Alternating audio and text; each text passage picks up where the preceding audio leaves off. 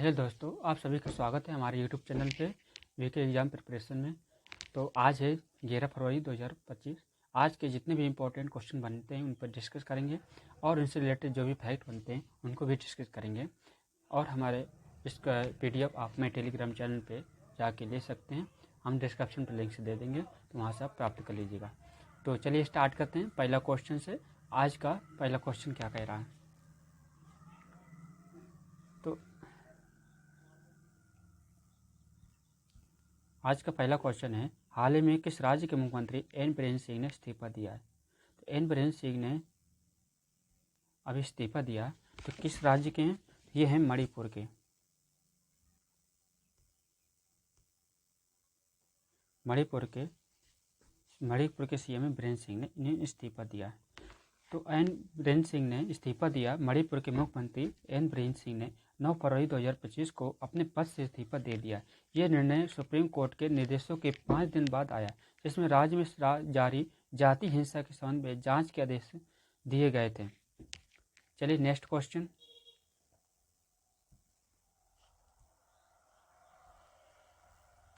Next question है, भारत और मिस्र के बीच संयुक्त सैन्य अभ्यास साइक्लोन 2025 कहाँ आयोजित हुआ है? तो ये कहाँ हो रहा है? अभी हाल ही में अभ्यास साइक्लोन है 2025। ये राजस्थान में। ऑप्शन नंबर 20 सही है इसका। राजस्थान में एक संयुक्त सैन्य अभ्यास हुआ जिसका नाम है साइक्लोन, अभ्यास साइक्लोन। ठीक है। और किस देश के बीच? भारत और मिस्र के बीच हुआ है। कहाँ पे हो रहा है? राजस्थान में हो रहा है। तो देखिए, राजस्थान के महाजन फील्ड फायरिंग रेंज में 10 फरवरी से भारत और मिस्र के बीच संयुक्त सैन्य अभ्यास साइक्लोन 2025 शुरू हुआ है। ये 14 दिन तक चलेगा, जिसमें दोनों देशों की विशेष सेनाएं रेगिस्तानी इलाकों में अपनी कौशल का आदान प्रदान करेंगी। चलिए नेक्स्ट क्वेश्चन।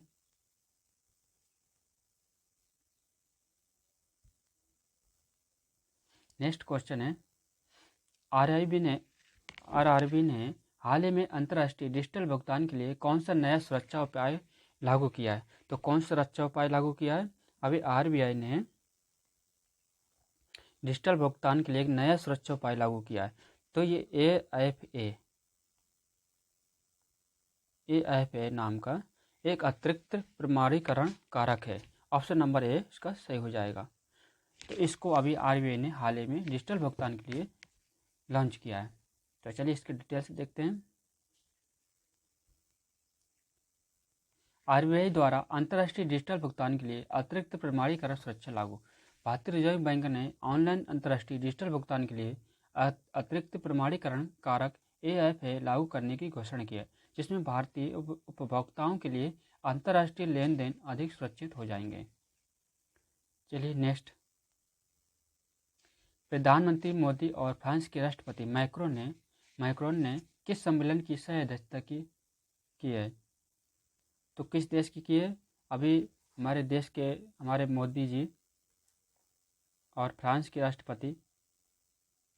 राष्ट्रपति मैक्रोन,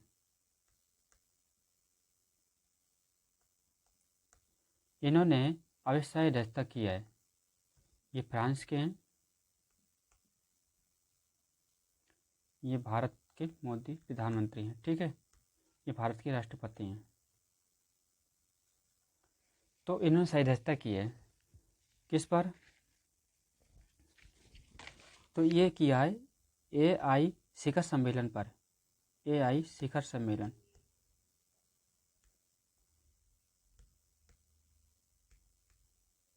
पर सह अध्यक्षता की। ऑप्शन नंबर 20 का सही हो जाएगा। चलिए इसके बारे में देख लेते हैं।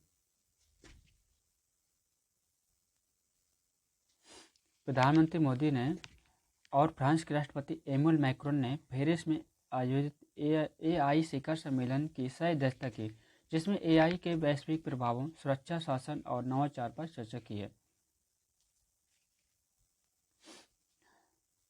चलिए नेक्स्ट क्वेश्चन। बेंगलुरु में हाल ही में किस रक्षा प्रदर्शनी का उद्घाटन किया गया? तो किस रक्षा अभी बेंगलुरु में एक रक्षा प्रदर्शनी हुई है। रक्षा प्रदर्शनी का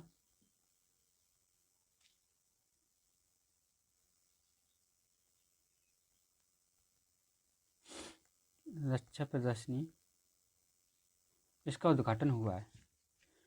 तो किस लिए हुआ? एयर इंडिया शो के लिए हुआ है। तो अभी एयर इंडिया शो के लिए बेंगलुरु में रक्षा प्रदर्शनी हुई है। एयर इंडिया शो,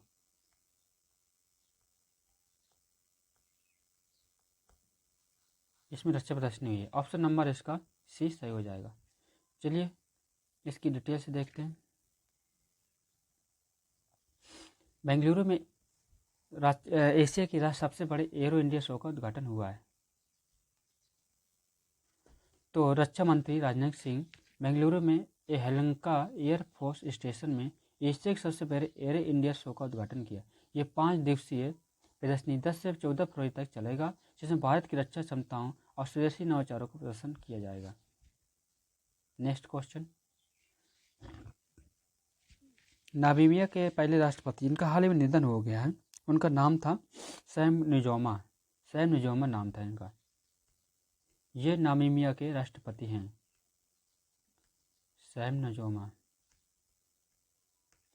तो नामीबिया के पहले राष्ट्रपति और देश के संस्थापक और पिता भी सैम नुजोमा को 95 वर्ष की आयु में निधन हो गया। उन्होंने नामीबिया के स्वतंत्रता संग्राम में महत्वपूर्ण भूमिका निभाई थी। चलिए नेक्स्ट क्वेश्चन। नेक्स्ट क्वेश्चन है, केंद्र कैबिनेट ने हाल ही में भारतीय रेलवे ने किस नए जोन की मंजूरी दी है? तो हाल ही में भारतीय रेलवे ने यानी आरआरबी नए जोन की स्थापना की। और जो नया जोन बना हुआ है वो कौन बना है? एक नए जोन की स्थापना की है, तो वो है south coast railway. Option number B इसका सही हो जाएगा, साउथ कोस्ट रेलवे। तो साउथ कोस्ट रेलवे अभी भारतीय रेलवे के तहत एक नए railway zone south coast railway की गठन मंजूरी दी गई। इसमें वाल्टेयर डिवीजन का एक हिस्सा है जिसमें शामिल होगा, जिसका नाम बदलकर विशाखापट्टनम डिवीजन किया गया है। तो वाल्टेयर डिवीजन का एक हिस्सा है जिसका नाम बदलकर विशाखापट्टनम डिवीजन किया गया है। चलिए नेक्स्ट एक 10 फरवरी को विश्व दलहन दिवस 2025 की थीम क्या है?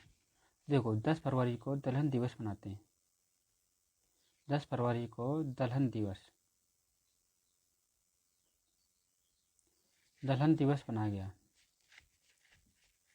इसकी जो थीम है वह दलहन कृषि खाद्य प्रणाली में विविधता लाने का माध्यम। ठीक, दलहन कृषि खाद्य प्रणाली में विविधता लाने का माध्यम।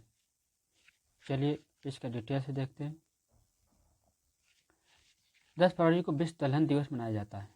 ठीक, 10 फरवरी को, जिसका उद्देश्य दलहन के पोषण और पर्यावरण लाभों के प्रति जागरूकता बढ़ाना। इसकी थीम है 2000 की दलहन कृषि खाद्य प्रणाली में विविधता लाने का माध्यम। चलिए नेक्स्ट क्वेश्चन है, कोल इंडिया के हाल ही में किस पुरस्कार सम्मानित किया गया है? कोल इंडिया को हाल ही में किस पुरस्कार सम्मानित किया गया? तो देखो कोल इंडिया को हाल ही में किस से सम्मानित किया गया है? तो कोल इंडिया को गोल्डन पीकॉक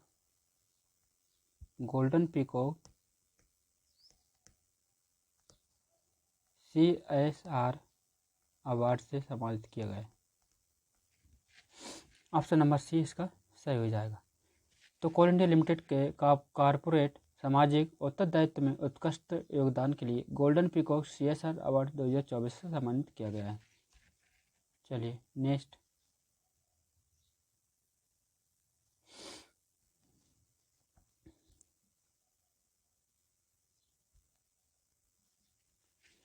RBI ने हाल ही में कौन से नए डोमेन लॉन्च किया है? तो RBI ने हाल ही में कौन सा नया डोमेन लॉन्च किया है? तो RBI ने अभी नया डोमेन लॉन्च किया है, उसका है बैंक.in और fine.in।